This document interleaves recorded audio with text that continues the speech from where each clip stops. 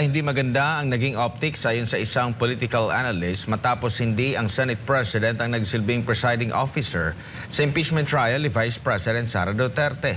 Giit naman ang dating presidential spokesperson Attorney Harry Roque, labag sa batas ang pag-amyenda sa Senate rules na nagbibigay daan sa pagluklok ng ibang presiding officer.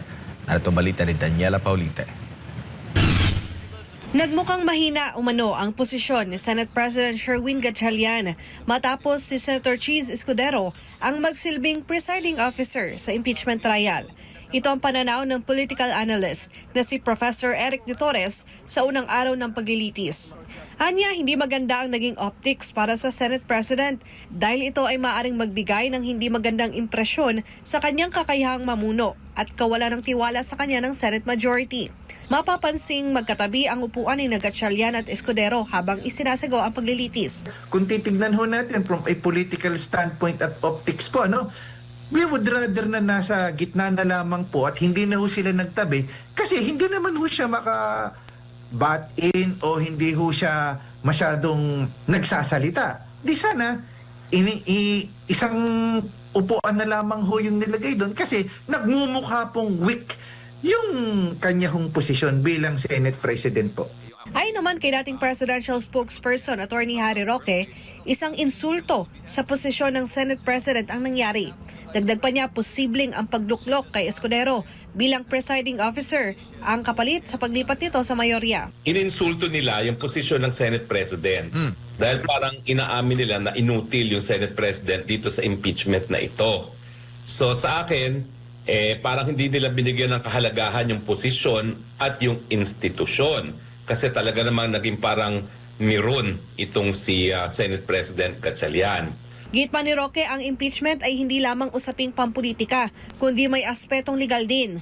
Dahil dito nagbabala siya na maaaring questionin ang pag-amyenda sa Senate rules dahil sa issue ng kawalan umano ng quorum noong ito ay inamyenda. Kinwestiyon din niya ang pagtatalaga ng ibang presiding officer sa unang araw ng impeachment trial. Ayon kay Roque, nakasaad sa saligang batas na ang Senate President ang dapat mag-preside sa impeachment. Nakakahiya talaga na mukha lang siyang dekorasyon doon, pero nakakahiya rin ng Senado kasi parang pinakita nila na hindi na-ignoramo sila, ignorante sila doon sa sinasabi ng saligang batas na magkakaroon lang ng dalawang presiding officer kung ang linililitis ay ang Presidente ng Pilipinas. Samantala, ayon sa political analyst, maaari rin umanong maapektuhan ang kredibilidad ng Senado bilang impeachment court dahil si Escudero ang nagsilbing presiding officer. Matatandaang bago lumipat sa mayorya si Escudero, isa siya sa mga senador na target sampahan ng kaso ng Office of the Ombudsman dahil umano sa kaugnayan niya sa flood control scandal. Ang kredibilidad ng Senado ay may kinalaman din sa pagkakaroon ng kredibilidad ng buong impeachment trial. So, paano magkakaroon ng kredibilidad? Ang iniluklok nila to begin with na presiding officer ay si Senator Cheese Escudero na alam naman natin na maraming nadawit siya at meron siyang pending na kaso pagdating dyan sa flood control issue or flood control scandal na yan.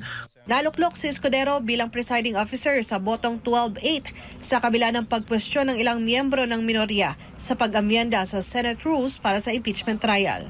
Para sa Diyos at sa Pilipinas kung mahal, Daniela Paulite, SMNI News.